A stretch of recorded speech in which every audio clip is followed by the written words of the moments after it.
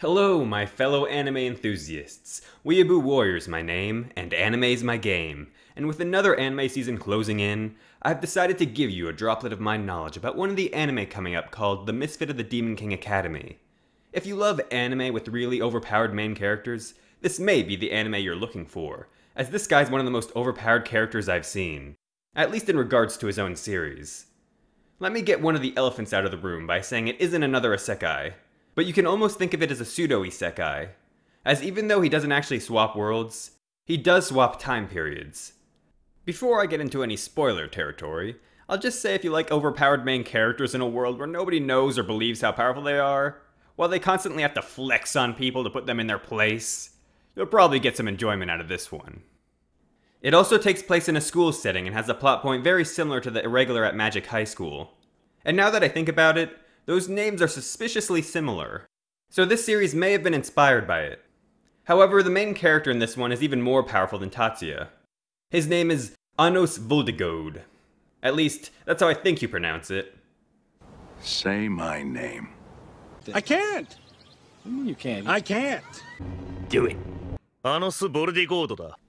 He's basically the most powerful demon king of all time, and he decided to reincarnate himself 2,000 years later, into a world that has seemingly regressed in strength due to peace, and is waiting for his reincarnation.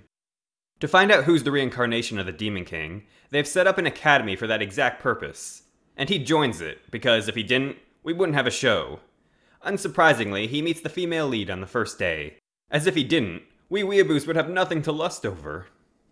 I'm not sure if this series qualifies as a harem, as I've only read the manga and not the light novel it's based off of, but from where I'm at, he already has at least 2 harem members, and they're both very scrumptious. Wait, there were only 15? Intervention! Just a boy! You have to get him, mate!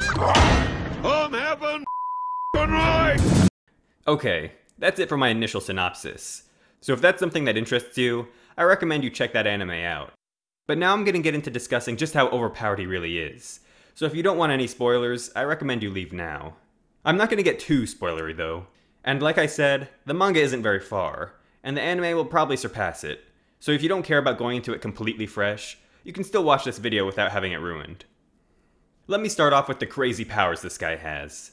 As I mentioned, he has the power to reincarnate himself into the future. And unlike a lot of characters who reincarnate or get transported to another world, he straight up opened his eyes and named himself before his parents could, and then used magic to instantly make himself grow into a child, to the extreme surprise of his parents, who I have to say are the funniest characters in the series. They are the true MVPs. Not only can he reincarnate himself, he can revive the dead as well, using this power to kill and revive an opponent over and over again until they finally gave up. Life and death seem to be but a trifle to him, and that's not all. Time is something he has control over as well. He can even change the events of the past, and when he tried to do so, the literal god of time came out to try and stop him but failed, even though Anos was being held back by some big baggage. Stopping time doesn't even slow him down, so sorry Ains, I don't think you'll be winning this fight. Stopping your own time to become immortal can't even save you when he's wielding his reality-shattering sword, so it looks like Merlin may be in trouble as well. He finds a bunch of fun and innovating ways to beat characters much weaker than himself just to completely flex on them and keep things interesting. For example, one time he took someone down just by beating his heart. He also pulled off something that reminded me of Conqueror's Hockey on a group of fodder. Well, Luffy's trying to become the Pirate King, and this guy's the Demon King, so maybe there's some sort of connection here. He also has special eye powers and black hair, so maybe he's part Uchiha as well. He even knows some fireball jutsus, and even him using the weakest of fire magics can overpower a group of people using the strongest fire magic. He also has a bunch of other standard OP magical powers like teleportation, telepathy, and illusions. His magical power may be too much for his own good, considering he accidentally destroyed an entire city in his sleep before. You may be starting to think he should share some of his power with the rest of us. Well, you wouldn't be too far off, as Anos decided to go communism with his magic and developed something known as origin magic, which lets his descendants draw upon his seemingly bottomless magic power. It's not just his magic that's impressive though. He's extremely strong physically as well. He was able to casually pick up and throw a castle, and he doesn't let walls dictate his path. His defense is just as formidable as his offense, and he's basically impossible to kill. When he dodges swords, what he's worried about is his enemy's swords breaking on him. and even when a sword can cut through him, it does effectively nothing.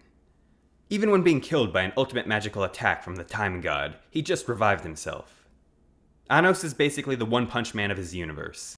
And even though I haven't gotten very far in the series, I feel like this will be a trend. I like series with overpowered main characters, but some could see it as a negative, as there isn't much suspense when you know the main character's just gonna win all the time. However, I think the main character in this one is likable enough, and the comedy's good enough, to make it worth the watch.